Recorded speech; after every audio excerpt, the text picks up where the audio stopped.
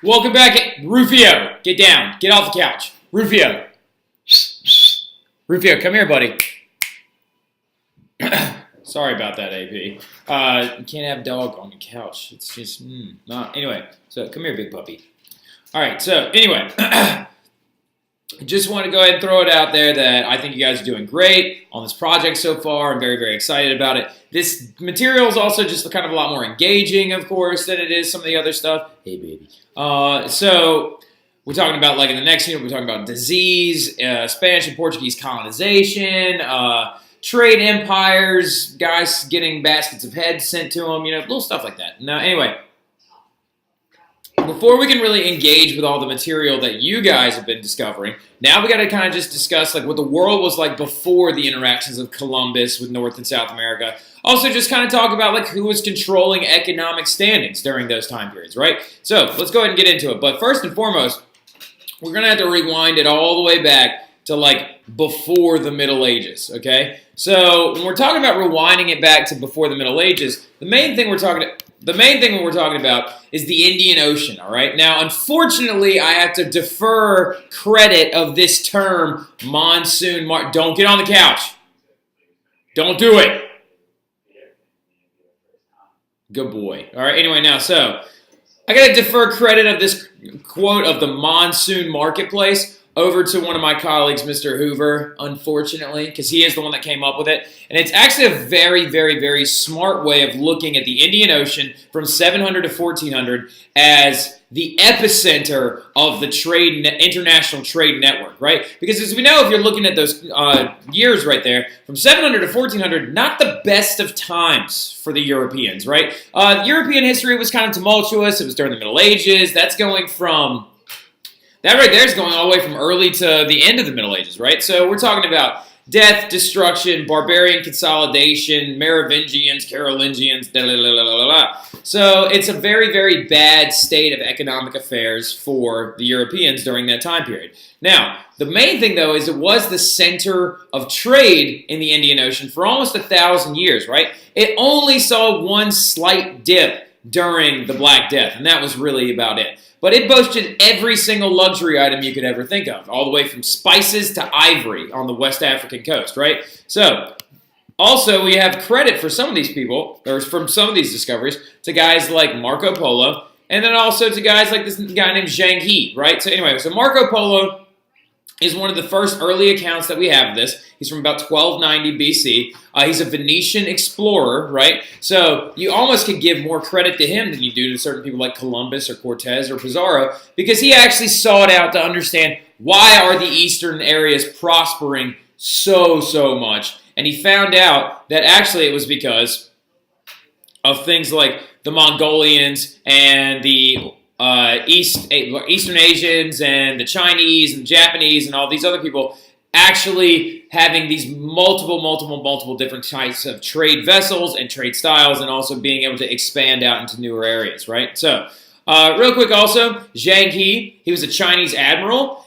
This is just a guy I like to talk about really quickly because he's very, very cool. Now, Chinese admiral, because you know Marco Polo, you played it in the pool when you were younger, whatever. But the Chinese admiral of Zhang He, right? He actually took 7 different voyages and traveled 12,000 miles in the search of trade goods in the Indian Ocean. So that's 6 times as far as Columbus ever went, right? I know I'm offending you, Sam. You're going to love his podcast. But anyway, so is trading and exploring through the Indian Ocean. Now, this is the really cool part about it, is Zhang He also took these things. They're called Chinese treasure ships on these like crazy long voyages. Now, the cool thing about these Chinese treasure ships is, remember when we were talking about the Spanish Armada? So that's a Spanish galleon right there.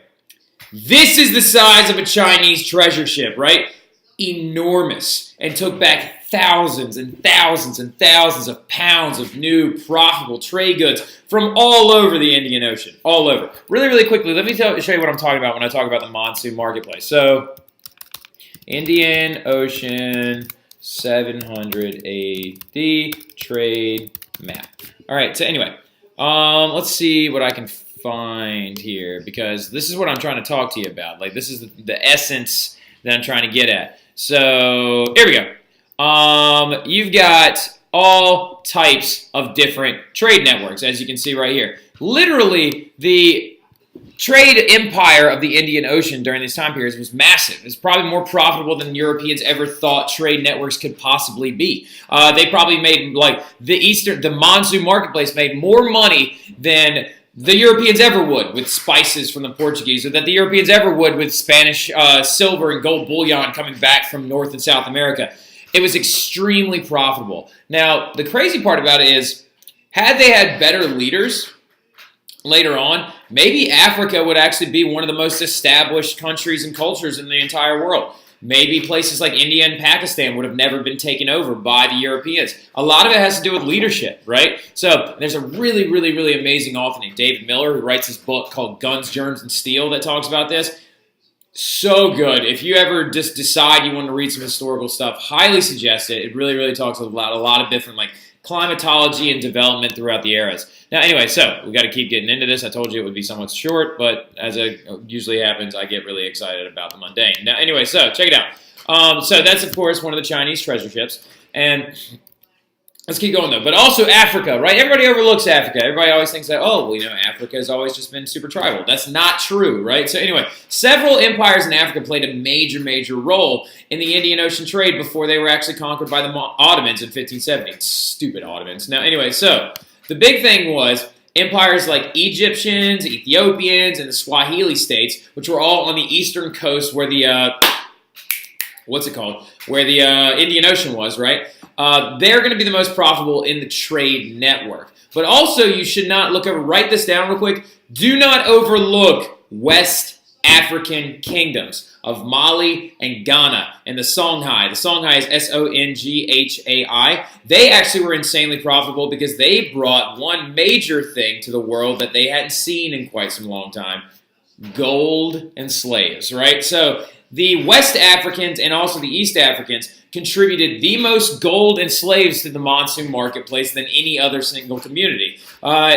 African kingdoms like Ghana and Mali provided most of the world's gold. Like, if you interacted with raw gold during the early, during the Middle Ages, if you were European, there was a 75% chance that it was coming from West African mines, right? So, and the other crazy thing about West African mines need a lot of workers, right? So these workers were actually slaves. These are African slaves being enslaved by African people. And then actually leading into the Portuguese slave trade, that is where a lot of the Portuguese slaves were acquired from, were actually West African kingdoms. So anyway, it's not like everybody thinks it is. It's not this running around small tribes trying to take over each other for hunting grounds and stuff like that. They were established kingdoms with large government buildings and an infrastructure. But according to David Miller, a lot of it has to do with climate, right? Climatologically speaking, the Africans didn't need to develop as big as the Europeans did or as big as the Eastern nations did because the climate renders itself so profitable, so plentiful to just being subsidiary and subsistence farming, right? So, like, why would you need to develop if you already live in a very warm climate where there's lots of food and there's actually a happy lifestyle? What do you need, right? So anyway, now, check it out.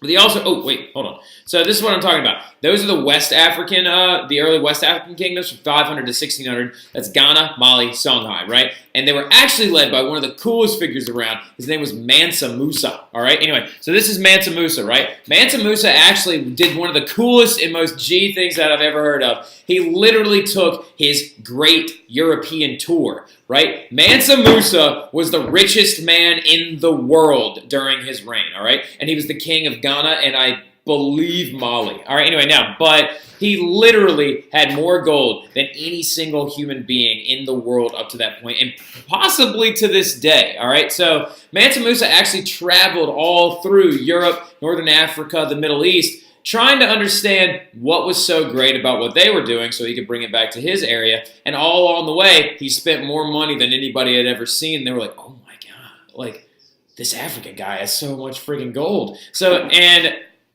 unfortunately, though, of course, with a lot of other things, internal strife in government after his reign is going to lead to the downfall of these communities. And then also, some of you are like, well, hey, this is over in West Africa. How did it get over to East Africa to the monsoon marketplace? They're Arabic traders, right? Arabic traders, they're called Bedouins. You can see them right here, right? So they would actually lead these really big grand voyages from very wealthy cities like Timbuktu and actually take it all the way over to the eastern side and actually trade it into the monsoon marketplace. Bedouins is what they're called. Now, anyway, so check it out. So then there was the Ottomans and the Persians, right? Now, the Ottomans and the Persians serve a very different purpose in the monsoon marketplace. Theirs is much more as an intermediary for the new era of world trade. When I say intermediary, I mean not the middleman, but the person who is. So remember when we talked about the Comenda system, we said, oh, well, Shannon is going to hire Marion to go trade products with Henry Fam, right? So, and then Marion will receive 1/3 of it because she's the middleman, right? When I say intermediary in this situation, I'm talking much more about kind of like Shannon, right? So the Ottomans and the Persians were two major rivals with one another because Persians were actually Shiite Muslims and the Ottomans were actually Sunni Muslims. And it has to do with the fact that, excuse me, it has to do with the fact that the Persians and the Ottomans were able to acquire so much liquid trade items, right? Like so much of a supply that they actually served more as suppliers and less as middlemen, due to the fact that their central location in the map gave them that middle ground so they could acquire all of the products, right? So a lot of theirs has to do more with geography than it does to do with anything else. So anyway, but the Persian Shiites, their big product was they were the main silk exporters to the entire world, coming from the Chinese and the Northern Indians. And then the Ottoman Sunnis actually took over the Mediterranean. That's supposed to be together. The Mediterranean Sea trade, Egypt, Syria, and Palestine, right? Now, eventually, the Ottomans are going to win out when they actually take over Constantinople in 1493, I believe it is. All right, so anyway, now, I'm going to have to look that up again. But anyway, so the Ottomans are going to end up triumphing over the Persians, and they're going to become like the biggest and baddest trade network dealers in the entire world. And they're kind of the reason, stupid Ottomans, they're kind of the reason why. We'll talk about Suleiman the Great and his stupid onion hat later on. But, they're kind of the reason why the spice trade became such a stranglehold onto Europe, because they were the ones slowly dealing it out to the rest of the world. And when they would trade it to the Venetians then only slowly dealt it out to a little bit of the Northern Europeans. Really, really good spices didn't reach, the Finnish countries and the Portuguese until much later on, which is why they felt so necessary to go out there and find new routes for it. Hence, Columbus, Vasco da Gama, find a quicker route to India, right? So anyway, French books, this is there for one little reason. So just to get you to understand, after Columbus had discovered North America, French books, French printing, right, which was a big epicenter for printing in Northern Europe, they actually printed 2 times the amount of books about the Ottoman Arabic threat than they did about Columbus's discoveries of the New World. You're talking about a new portion of the map. They printed more stuff about the Ottomans being threatening than they did anything else, right? So just to give you an idea of the Arabic stranglehold of trade, okay? So this is the last slide, so you can go ahead and start getting this stuff down.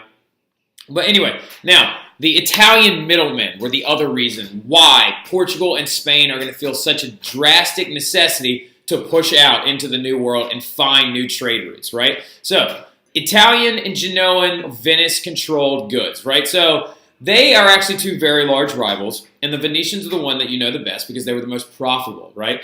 And also because literally their entire city is designed around the idea of trade. I mean, you have canals and stuff to move. The reason why the canals were built were not actually to move people. The reason why the canals were built was actually to move product much, much quicker, right? So, because it's very, very difficult to traverse product over the land as it is in the small canal, because you can just drag it along, right? So anyway, now, the Venice, or speaking of Venice first, they're on the eastern coast of Italy, as you know, and they are major importers of spices, silks, carpets, and they're big hot items in Europe, right? So, but the other reason why they were so profitable was because they traded Easterners things like gold and European goods, which were garbage as far as the Easterners were concerned, for their wares. So more than anything else, the Easterners wanted Italian gold, right? The reason why they wanted Italian gold is because West African gold was so expensive, right? It was extremely expensive because of all the trade.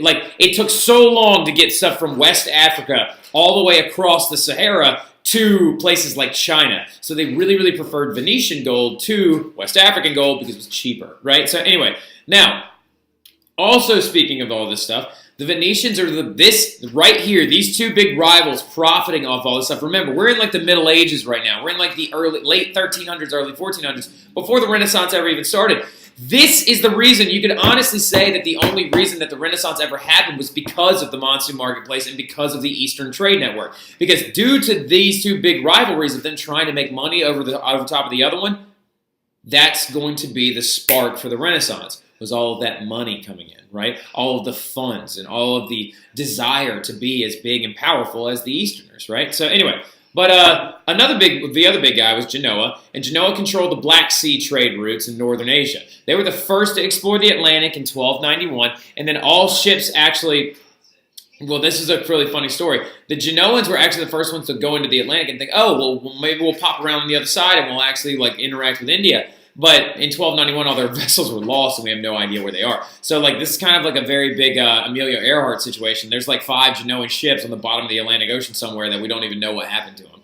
So, anyway, they shifted their focus, though, after that failure to the western portion of the Mediterranean, and they wanted to trade things like Portuguese, Spanish and Portuguese and northern African goods for some of these Eastern Asian goods. And the reason why Genoa wasn't as profitable is because these Eastern Asian goods are not or these Eastern European, because these Western European goods are not as valuable to the Easterners as things like gold, right? So anyway, now, also, the two of these guys are major slavery profiteers, and they're going to help finance Spanish and Portuguese colonization later on. So Genoa and Venice are the two major players when it comes to making money before the Renaissance ever really occurred, right? And they're going to keep this trend going for quite some time. And then we talked about how the Ottomans and the Persians were the big intermediaries, and they were kind of like the roadblock to European development in the trade network. We talked about Africa and their big stake in it. And we talked about the Easterners, Zhang He, Marco Polo, all those guys, right? So anyway, very good job, AP. I appreciate y'all's attention. I know I told I'd keep it short, but sorry, I get excited about some stuff sometimes. But I hope y'all enjoy the rest of your weekend. I'm trying to get this thing up early. It's going to be up before noon because right now it's 11:34, and it doesn't take it that long to upload. Told you so, Nick Hughes. All right, anyway, so I will see you guys later. I hope y'all have a great weekend. Again, every day that goes by with you guys, I'm getting a little bit more excited, and I really feel like we're getting more and more comfortable with each other. This is awesome. Let's keep this thing going. 5s all around, right? All right. I'll see you guys later, Camden Catholic. Hope you enjoy the rest of your weekend.